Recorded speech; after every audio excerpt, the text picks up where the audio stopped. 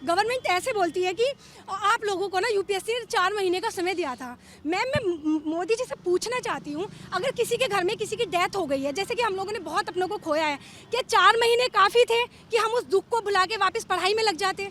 क्या वो 4 महीने काफ़ी थे किसी अपने को खोने के भुलाने के लिए कि हमारा यूपीएससी है, चलिए ठीक है, कोई गया तो गया, अब हम पढ़ाई शुरू कर देंगे।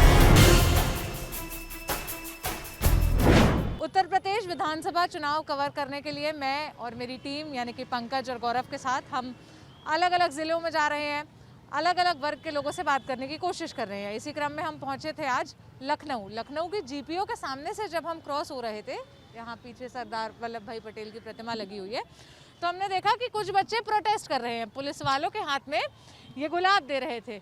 तो मुझे मामला समझ में नहीं आया, तो पहले मैं पुलिस वालों के पास गई पक्ष जानने के लिए कि आखिर क्या चल रहा है यहाँ पे। तो उन्होंने बताया कि यहाँ पर धारा 144 लगी हुई है, कुछ बच्चे प्रोटेस्ट करने आए थे, हम उनको डिस्पर्स कर रहे हैं। और उन्होंने मुझे ये फूल दिखाए और कहा कि ये ले जाइए फूल। ये बच्चों ने हमें फूल दिया कि आप तो कम से कम हमारे साथ कोऑपरेट करिए ये इस मैसेज के साथ। तो पुलिस वालों ने फूल मुझे दे दिया, फिर मैं फूल लेकर आई और मैंने बच्चों से बात की। तो मैंने सोचा कि जो बात ये कर रहे हैं, जो आवाज़ ये उठा रहे हैं, इसे क्यों ना कैमरे के सामने कैद किया जाए। सबसे पहले अपना नाम बताइए। मेरा नाम गरिमा है, मैं बेसिकली यूपी के डिस्ट्रिक्ट बिजनौर से बिलोंग करती हूँ। मैम हम सरकार के सामने अपनी ये समस्याएं रख रहे हैं कि हमने जो कोविड के समय पे समस्याएं फेस की हैं, जिस वजह से हमारे लास्ट अटैम्प्ट थे, हम लोग एज बार्ड हो गए हैं, उस चीज़ को लेके हम कह रहे हैं कि हमें 2 ईयर्स का रिलैक्सेशन चाहिए एज में और 2 एक्स्ट्रा अटैम्प्ट चाहिए। मैं एग्जाम के लिए यूपीएससी एग्ज़ाम के लिए कर रहे हैं। मैं अपनी स्टोरी बताना चाहती हूँ, क्योंकि मैं एक रूरल एरिया से बिलोंग करती हूँ। जब ये लॉकडाउन लगा तो फिर हम लोग अपने गाँव वापस चले गए। मैम हमारा एरिया ऐसा है कि वहाँ पर ना नेटवर्क भी नहीं आता है, हम लोगों को बात करने के लिए भी ना छत पे जाना पड़ता है, वहाँ पे नेट की भी कोई एक्सेस नहीं है। तो अब बात है कि वहाँ पे फिर पढ़ाई कैसे होती है हमारी, क्योंकि उस समय पे जब लॉकडाउन था सब लोग वापस अपने घरों की ओर चले गए थे। ठीक है, दूसरी चीज़ ये थी कि मेरे घर में सबको कोविड था, मुझे कोविड था, मेरी मम्मी को कोविड था, मेरी सिस्टर तो इवन ऑक्सीजन पे थी। तो ऐसे में जिस मेंटल फ्रस्ट्रेशन से, जिस मेंटल टॉर्चर से हम गुजर रहे थे, हम पढ़ाई नहीं कर पाए। मैं गवर्नमेंट से बस इतना अपील करना चाहती हूँ कि कोविड हमारा फॉल्ट नहीं था। जो हमारे माननीय श्री जितेंद्र सिंह जी हैं, हम उनसे कहना चाहते हैं कि कोविड हमारा फॉल्ट नहीं था, प्लीज़ हमारी एक बार बात सुन लीजिए, क्योंकि गवर्नमेंट हमारी सुन ही नहीं रही है।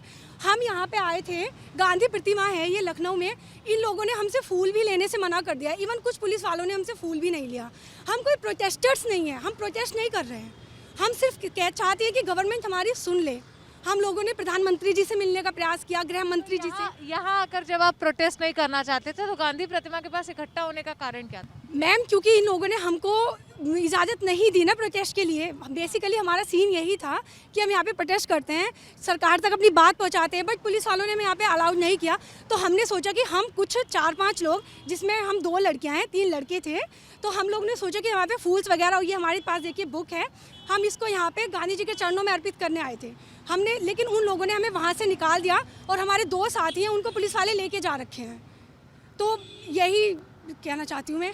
क्या डिमांड क्या है आपकी? आप एक्स्ट्रा अटेम्प्ट मांग रहे हैं आप लोग, यही डिमांड है? बिल्कुल यही डिमांड है, क्योंकि जो देखा जा रहा है युवाओं की प्रॉब्लम्स को, स्टूडेंट की प्रॉब्लम को सबसे ज़्यादा इग्नोर किया जा रहा है। मतलब सभी वर्गों को जो है रिलीफ मिला है। यूपीएससी का पेपर एक ऐसा मध्यम वर्गीय छात्र भी देता है जो और किसी सपने के लायक नहीं होता। ऐसे बहुत से लोग हैं जो अपना खेत बेच करके उन्हें मुखर्जी नगर भेजते हैं पढ़ने के लिए। ऐसे मैं अपने घर की फैमिली प्रॉब्लम बताऊं तो मैं एक बहुत ही लोअर मिडिल क्लास फैमिली से आती हूँ। मैं ही अपने घर के लिए फ़िलहाल, क्योंकि मेरे पापा की तबीयत जो है 2019 सितंबर से थोड़ा ख़राब हुई थी, और उसके बाद सीधे जैसे ही कोविड पेंडेमिक आया चीज़ें और ख़राब हो गई। मम्मी को कोमॉर्बिडिटीज़ है, डायबिटिक है, वो थायराइड का प्रॉब्लम है, तो देयर आर मल्टीपल रीजंस, और उसकी वजह से हमें इतना प्रॉब्लम होता है। एंड उसके बावजूद भी मैंने हिम्मत रख करके मैंने अपने सपने को साकार करने के लिए जी तोड़ कोशिश की। लॉकडाउन लगता है, हमारी नौकरियां चली जाती हैं, जो मतलब एक मैं नॉर्मली सिर्फ पार्ट टाइम पढ़ा करके अपनी तैयारी कर रही थी, वो भी चला जाता है। ठीक है, और उसके बाद सडनली जो है मेरे पापा की तबीयत, घर में जो है लोगों को कोविड हो रहा है, लोगों की तबीयत खराब हो रही है, और ऐसी सिचुएशन में सरकार हमसे उम्मीद करती है कि हम पेपर लिखें। ऐसा पेपर जिसके लिए अगर 2 घंटे के बीच में अगर सिर्फ 5 मिनट के लिए भी अगर आपसे एक गलती हो जाए तो शायद आपके सालों का सपना खराब हो जाए। ऐसी सिचुएशन में सरकार हमसे उम्मीद करती है कि महामारी जैसी सिचुएशन में जहाँ पे हर एक वर्ग को ये बोल करके कि ये मिलेनियम में शताब्दी की सबसे बड़ी महामारी है, किसी ने सोचा नहीं था, सबको रिलीफ मिला है। स्टूडेंट को माना जाता है कि महामारी हो चाहे कुछ भी हो जाए, स्टूडेंट जो है एक ऐसे जो है पड़ा हुआ है कि वो सब कुछ कर सकता है। इस बात पे हम लोगों में थोड़ा सा रोष है। हमने बहुत कोशिश करी, हमारा मामला जो है सुप्रीम कोर्ट तक गया, ठीक है, उसमें सुप्रीम कोर्ट ने जो है अभिषेक आनंद केस में बोला कि लीनियंट व्यू रखें, लेकिन हमें रिप्रेजेंटेशन के लिए कहा, हमने रिप्रेजेंटेशन किया, अलग अलग मंत्रियों के पास हम गए, अलग अलग विधायकों के पास हम गए, जहाँ जहाँ हम गुंडी दरवाजे खटखटा सकते थे हम गए। लेकिन क्या ये सही है कि देश का युवा कौन से मंत्रियों के पास आप लोगों ने अप्रोच किया? देखिए, एक तो अजय भट्ट सर हैं जो उत्तराखंड से हैं और वो कैबिनेट मिनिस्टर भी हैं, राज्य मंत्री के तहत आते हैं। हम लोगों ने तीरथ सिंह रावत हैं, वो भी उत्तराखंड से सांसद हैं, हमने उनसे भी बात की थी और वो बीजेपी से ही आते हैं। उन्होंने हमें कहा था कि वो हमारा मामला लोकसभा में उठाएंगे। उन्होंने हमारे पक्ष में मामला भी उठाया। उन्होंने कहा कि इन बच्चों को जिनके अटेम्प्ट ख़राब हो गए हैं इस कोविड की वजह से, उनको रिलैक्सेशन दिया जाना चाहिए। फिर हम दिल्ली में जो शेखावत जी हैं जल शक्ति मिनिस्टर, हम उनके पास भी गए हैं और बहुत सारे अपोजिशन के एमपीज़ हैं, एमएलएज़ हैं, हम हर तरफ गए हैं, लेकिन हमारी कहीं नहीं सुनी जा रही है, कोई सुन ही नहीं रहा है। इवन प्राइम मिनिस्टर तो हम ना तो सुन रहे हैं ना उन्होंने एक शब्द तक नहीं बोला। क्या हम पे क्या दया नहीं आती है? हम 1.5 साल से हम लोग लगे हुए हैं मैम, हम जंतर मंतर पे बैठ गए हम लोग, हमने क्या नहीं किया। मैं मोटा माटी जितना समझ पा रही हूँ, आप लोग की डिमांड्स ये है कि यूपीएससी का एक और अटेम्प्ट आप लोगों को दिया जाए, यही डिमांड है? जी मैम, बिल्कुल। एज रिलैक्सेशन दिया जाए मैम, क्योंकि युवा के साथ इतना खराब हो रहा है, वो सड़कों पे उतर आया है। जिस देश में युवा सड़कों पर उतर आया है, उसके भविष्य के बारे में सोचिए ना कि सरकार इतने सारे वायदे करती है, लेकिन अब सच्चाई ये है कि हमारे लिए कुछ भी नहीं है। और हमने इतनी सारी रिक्वेस्ट करी है, इतने सारे एमपी से हर तरफ, हर कॉर्नर हमने जो है। जब आप लोग एमपीज के पास गए, अपनी बात रेज की, अलग अलग पॉलिटिशियंस के पास गए, क्या रिएक्शन आया उनके? मैम, उन लोगों ने हमें समर्थन ही किया है। वो कहते हैं कि आप लोगों की बहुत जेन्युइन डिमांड है, ये पूरी की जानी चाहिए। उन लोगों ने मैम हमारा राज्यसभा में भी जेन्युइन डिमांड है। आप लोग जितेंद्र के पास गए जैसे बता रहे हैं मैम। जितेंद्र सर ने तो, अभी हम कुछ लोग गए थे दिल्ली में तो हम लोगों को डिटेन कर लिया गया था। जितेंद्र सर ने हमारी बात नहीं सुनी मैम। मैं बस ये कहना चाहती हूँ कि हमारा एग्ज़ाम इसलिए नहीं निकला कि हम कैपेबल नहीं थे, हमारा एग्ज़ाम इसलिए नहीं निकला क्योंकि जब लॉकडाउन हुआ रिसोर्स तक हमारी पहुँच नहीं थी, हमारे घर में सबको कोविड था, हम पढ़ाई नहीं कर पाए। मैं एक चीज़ और कहना चाहती हूँ, गवर्नमेंट ऐसे बोलती है कि आप लोगों को ना यूपीएससी ने 4 महीने का समय दिया था। मैम, मैं मोदी जी से पूछना चाहती हूँ, अगर किसी के घर में किसी की डेथ हो गई है, जैसे कि हम लोगों ने बहुत अपनों को खोया है, क्या 4 महीने काफ़ी थे कि हम उस दुख को भुला के वापस पढ़ाई में लग जाते? क्या वो 4 महीने काफ़ी थे किसी अपने को खोने के भुलाने के लिए कि हमारा यूपीएससी है, चलिए ठीक है, कोई गया तो गया, अब हम पढ़ाई शुरू कर देते हैं? तो ये एक्सक्यूजेज ना हमें समझ में नहीं आ रहे हैं। और हम जहाँ भी गए हैं, चाहे हम अपोजिशन के एमपीज़ के पास गए हैं, अपोजिशन के एमएलएज़ के पास गए हैं, इवन हम जो हमारे जो बीजेपी के माननीय सांसद जी एमएलएज़ हैं, उन्होंने भी हमें समर्थन किया है। ऑपोजिशन एमएलएज़ के पास गए, क्या वो आपकी बात को ऊपर रेज नहीं कर रहे? क्या वो नहीं मैम, उन्होंने किया है। राज्यसभा में हमारी बात उठाई गई है, लोकसभा में अपोजिशन के एमपीज़ ने उठाई है। आसाम के एमपीज़ हैं जिन्होंने बात उठाई थी, और एक कोई मैम भी है, क्या नाम था? सुप्रिया। हाँ मैम, उन्होंने भी हमारी मांग उठाई है। All the MPs from YSR Congress have also supported us. All the MPs from YSR Congress have also supported us. when politicians are supporting you, when they guys are listening you, so what is the reason behind this protest today? मतलब आज क्या वजह? Reason ये था क्योंकि UPSC का notification 2 तारीख को आ गया है, 2 फरवरी को। 22 फरवरी है उसको विंडो क्लोज हो जाएगी।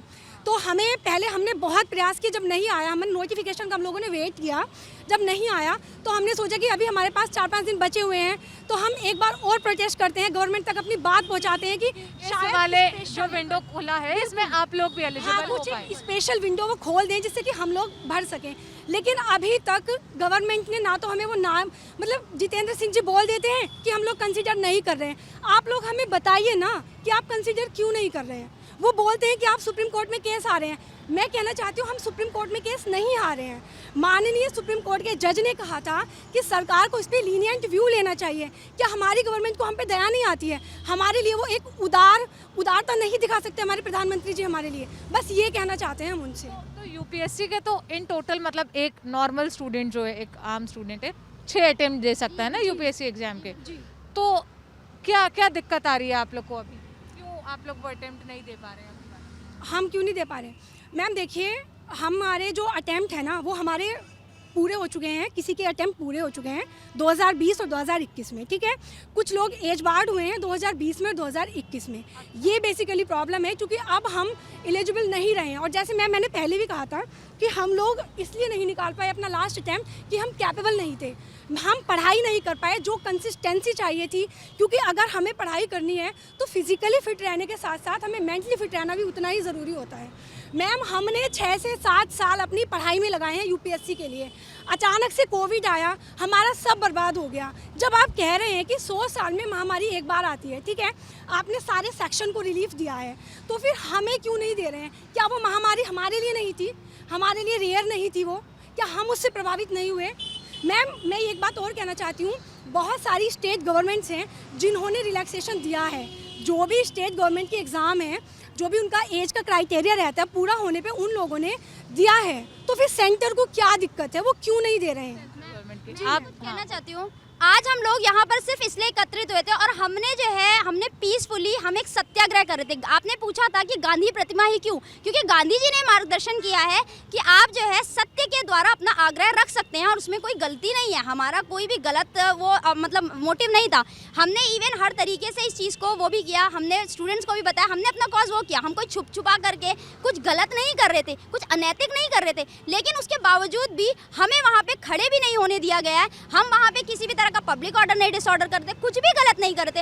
हम अपनी इतने समय से डिमांड्स कर रहे हैं और गवर्नमेंट नहीं सुन रही है, ये कितनी गलत बात है। फिर भी हमारे साथ कोई संवेदना नहीं हो रही है। और अभी जैसे आपने बोला कि यूपीएससी में 6 अटेम्प्ट होते हैं या इतने साल एक जनरल को मिलता है, लेकिन मैं आपको ये बताती हूँ कि यूपीएससी में ना कम से कम 1/4 बच्चा जो है वो यूपी और बिहार का बैठता है। और आप यहाँ की इकोनॉमी और यहाँ की पॉपुलेशन डेंसिटी के हिसाब से जानते हैं कि यहाँ की मूलभूत समस्याएं क्या है। मैं खुद सुल्तानपुर से हूँ सर मैम, और वो जो है काफ़ी पिछड़े में ही आता है, ठीक है। और वहाँ पर क्या है कि आपको बहुत सारे ऐसे लोग हैं जहाँ पर आप ये देखोगे कि उन्हें सच में इंटरनेट एक्सेस नहीं है। बहुत सारी ऐसी समस्याएं, उनके घर में जो है एक व्यक्ति कमा रहा है और 7 लोग खा रहे हैं। ऐसी सिचुएशन में फिर भी हम हिम्मत करके सपना देखते हैं यूपीएससी का, हम कोशिश करते हैं उन रिसोर्सेज को इकट्ठा करने का, क्योंकि हम उन जो है ना, we are not born with the silver spoon that we can actually accommodate all the resources all together. We can not draw everything there would be times wherein we would be required to mobilize all the resources by our own, and there would be times wherein even after making so many efforts we would miss the rank only by 1 mark. So who is going to count on all those things? So is this your last attempt? Yes. Yes, ma'am. So we are age barred. No. I am age barred. She is age barred. We have appeared for 4 attempts. We still have 2 attempts. But the fact is that in March month, I am going to complete, 32. So that is what, and it is not only with me. The fact is that each of us deserve 2 compensatory attempts, 2 years age relaxations, because for the past 2 years we have been suffering, and also there has been unconditional uncertainty about everyone. So how do you expect that we can go ahead with the examination with all our preparations in a certain manner? Imagine people having someone died in the family right before their right before their exam. Do you expect someone who has lost the father to sit in the exam and do it? And not only this, ma'am, even during this mains there are people, I have my friend as well there, he wrote mains for this time 2021, he was himself COVID positive. What kind of arrangement did government make for it? Imagine, for 4-5 years people have invested those times, and thereafter once there is a tragedy that happens in one day and then everything gets shattered. There are people who are depending on that one youth, the whole family, everyone is looking towards him, and what he has done, he has taken even money from the family to survive, and certainly everything is shattered, and the whole family, the whole future of the family and people get shattered. So that is what our demand are. I got your point. आपका नाम बताएंगे? श्वेता श्वेता, अच्छा श्वेता, अपने बारे में अपना थोड़ा सा बैकग्राउंड बताएंगे कि यहाँ लखनऊ कब आई, सुल्तानपुर की रहने वाली है, इतना तो पता है, क्या पढ़ाई की है? जी मैंने अपना पीजी जो है मैंने जूलॉजी में कर रखा है, और मैंने जो है पीजी मैंने वैसे एचएनबी गढ़वाल यूनिवर्सिटी से किया हुआ है, ठीक है। मैं अपना एजुकेशन में वहाँ पे गई थी, वहाँ पे किया है, ठीक है। और उसके अलावा मैं अगर अपनी बात करूँ तो मतलब बैकग्राउंड वाइज मेरे फादर जो है he drives auto, so you can imagine which kind of background who I come from, and rest of the family members are kisan, वो लोग जो है फार्मर्स हैं, ठीक है। कहाँ की, मतलब गढ़वाल से पीजी करने के बाद लखनऊ कैसे आई? लखनऊ तो मैं यहाँ पर स्पेशली, पहले तो हमारा क्योंकि ननिहाल अयोध्या में है, तो we used to come here, right, and we used to stay here, but then उसके बाद हम दिल्ली में जाकर के I started working for some time because I had to sustain my family as well. And the thing is ma'am, आर्थिक समस्याएं इतनी ज़्यादा होती है ना, natural thing, I can tell you, this is from my personal opinion, from my personal experience, that every single day sometimes you have to really wander for 100 rupees, in a family, and I'm telling you, and I'm not lying, and this is not only my story.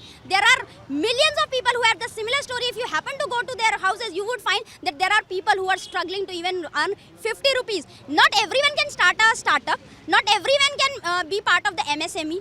Yes, we do need the support from the government in terms of our employment and those government examinations. So okay इस पूरी बातचीत को कैमरे के पीछे से record कर रहे थे मेरे साथी पंकज। मेरा नाम है सोनल। हम लखनऊ के GPO चौराहे के पास से ये रिपोर्ट आपके लिए लेकर आए थे।